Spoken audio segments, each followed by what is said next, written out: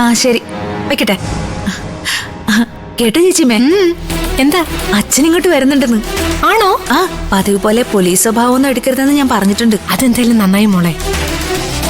സിദ്ധു ആണെങ്കിലേ വഴക്ക് തുടങ്ങാൻ എന്ത് കാര്യം ഉണ്ടെന്ന് നോക്കി നടക്കുക.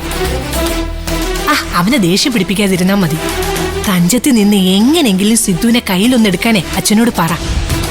പിന്നെ നമുക്കൊന്നും പേടിക്കണ്ട. നീ സിദ്ധു മൈൻഡ് ചെയ്യുന്നില്ലെന്ന് കണ്ടാലേ ദേവിക അവളുടെ വഴിക്ക് അങ്ങ് പൊയ്ക്കോളൂ. പിന്നെ ആ വീടുമായിട്ട് നമുക്ക് യാതൊരു ബന്ധവും ഇല്ല. പിന്നെയും ഹൃദയത്തിന്റെ പേര് പറഞ്ഞ് വലിഞ്ഞു കയറി വരുമെന്നുള്ളതാ എന്റെ പേടി. അവരൊഴിഞ്ഞു പോവെങ്കിൽ ആ ഹൃദയത്തിന്റെ വിലയായിട്ട് കുറച്ച് പൈസ അങ്ങ് കൊടുക്കായിരുന്നു. അയ്യോ വേണ്ട വേണ്ട വേണ്ട. നമ്മുടെ ചെറുക്കന്റെ 50 ലക്ഷം രൂപ അവളും ആ ഡോക്ടർ നിരഞ്ജനും കൂടെ വീതിച്ചെടുത്തതാ. ഇനി പണമിടപാടൊന്നും വേണ്ട.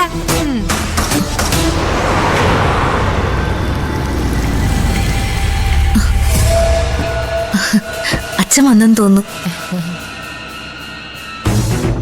ആ സാറേ, ഗുഡ് മോർണിംഗ്. മോർണിംഗ്. ഇരിക്കണം.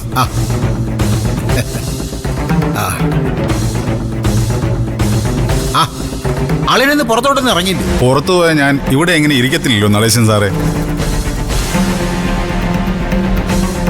അല്ല, പോയിട്ട് തിരിച്ചു വന്നതാകാമല്ലോ. പോയില്ല.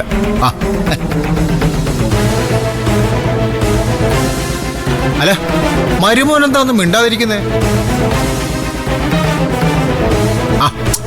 മോൾ എന്നോട് പറഞ്ഞ് എന്റെ നാക്ക് വലിയ കുഴപ്പമാണ്.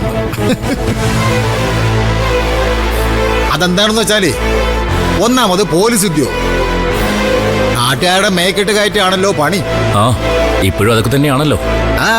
മരുമോന് തമാശയൊക്കെ പറയാൻ അറിയാം.